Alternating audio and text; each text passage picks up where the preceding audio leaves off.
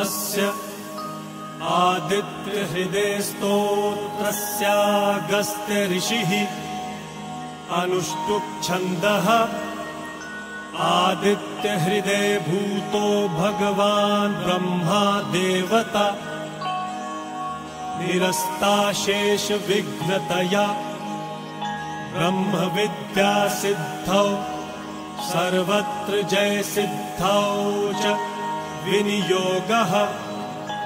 ॐ भूर्भुवः स्वः तत्सवितुर्वरेण्यं भर्गो देवस्य धीमहि धियो यो नः प्रचोदयात्।